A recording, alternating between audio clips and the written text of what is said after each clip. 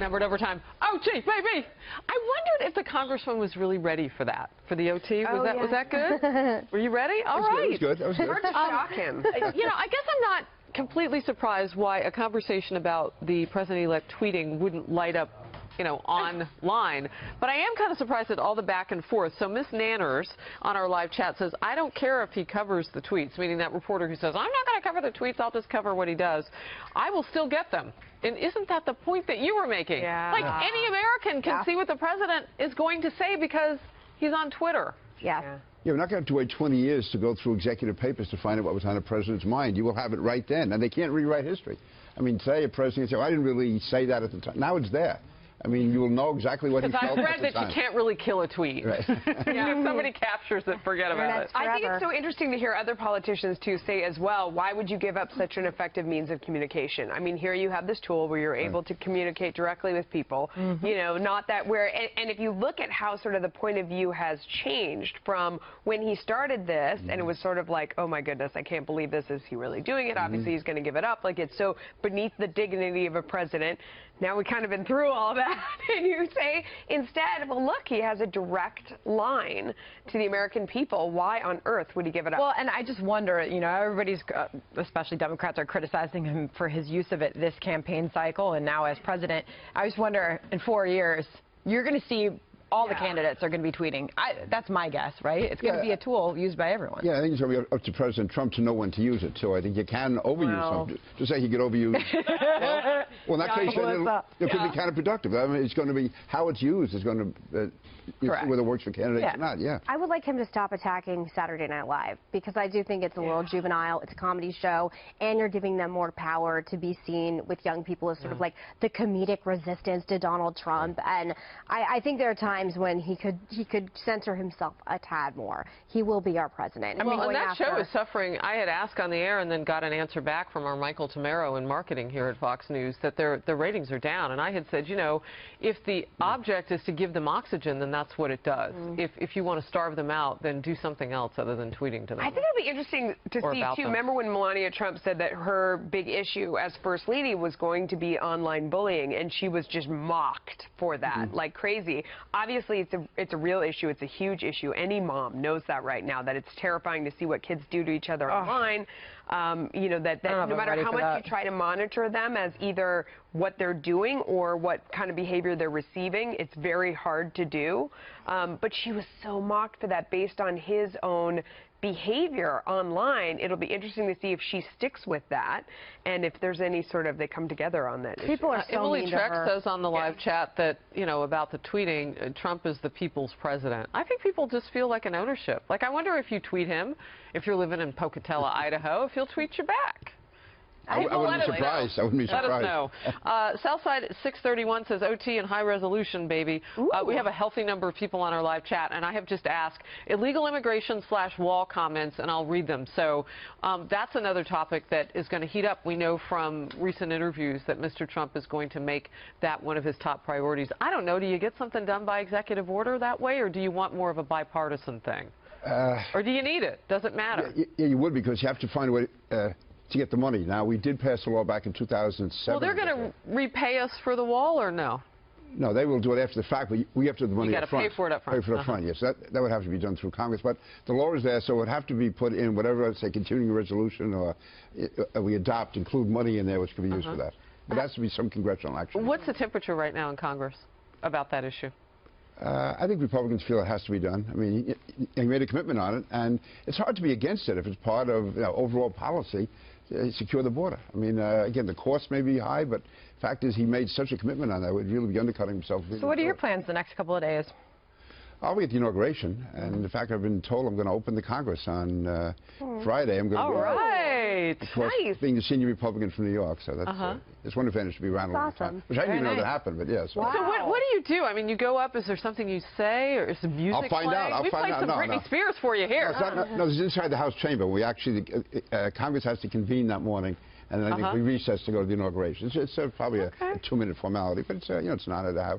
I'll be at the inauguration. My family's going to be down there. A load of friends.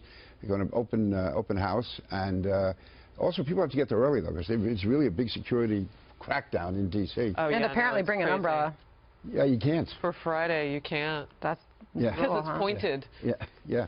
So tell us, though, so how do you see the day rolling out? Because obviously you've done this before. Walk us through your day. Yeah, and it really is a celebration. Generally, you go to your office, you have a lot of constituents who are down there for the day, friends are there, and they come either to pick up their tickets or just to come by for coffee and donuts, whatever.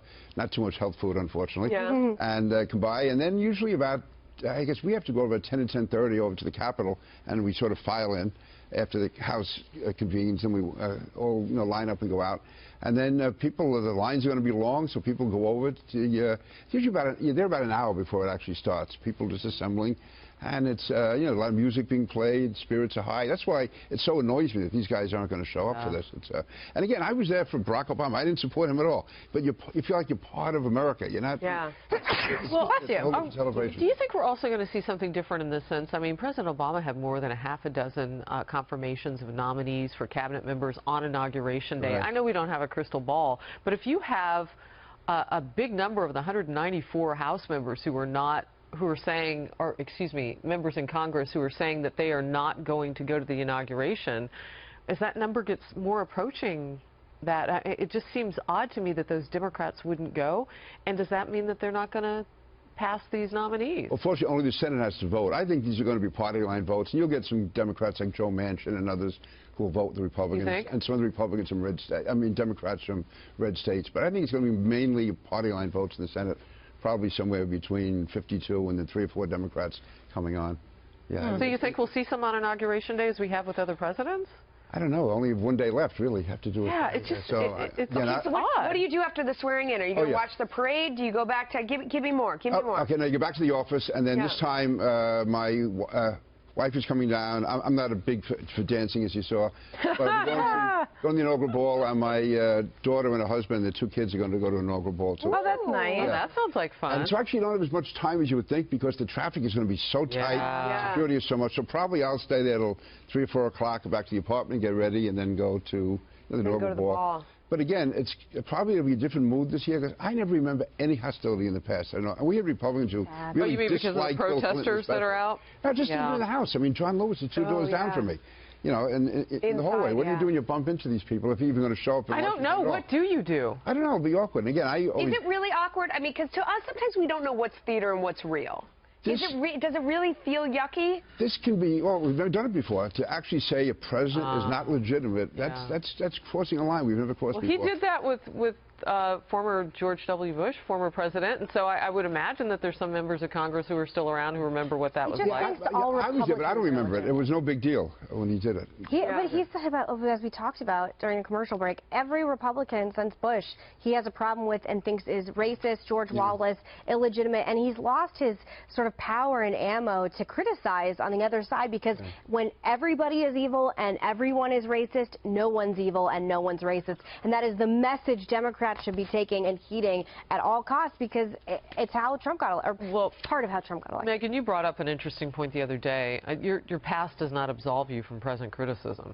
Yeah, I mean, listen, you can be 2 things. You can be a civil rights icon, which no one is saying Congressman Lewis isn't, but he's also a politician, and he's also, you know, should be subjected to the statements he says and the rhetoric he's putting out in the world, and you can be both things at once. And he seems to be getting a little bit of a pass from people, and I don't understand because his words and actions are so incendiary presently. Yeah. Interesting. Well, before we go, thank you for detailing what you're going to be doing. I'm curious. How late are you staying at the ball? That's up to my wife and grandchildren. Let me know which one you're going to. I do run your household. Yeah, there are 3 of them. I'm going to one. There's 2 in Convention Center. I'm going to one of them. I don't know which one it is. There's 2 in the same building. So as you open up the new Congress, I guess officially, really, it will be Monday. Is that right? Or is it really Friday? No, actually, we opened last week. Okay. Yeah, so, but under the new president is what I'm saying. So as you guys kind of get to work next week, what do you see as the first thing that you'll tackle? Probably starting with Obamacare to some extent. We'll be there Monday and Tuesday, and then we're going to be in Philadelphia the next 3 days. And then the next week we're back, and the Democrats have their conference. So really the busy work will start in about 2 or 3 weeks. Okay. Yeah. Okay. Also, I got to say, on Monday, because of the security, I'll probably leave my apartment about 6 o'clock in the morning. That's all of us to be there well before 8 o'clock. There you go. Wow. Yeah. Okay. Yeah. Be safe. Have fun. Enjoy. There you go. Thank you for being back here tomorrow. Great to be here. All right. Thank you.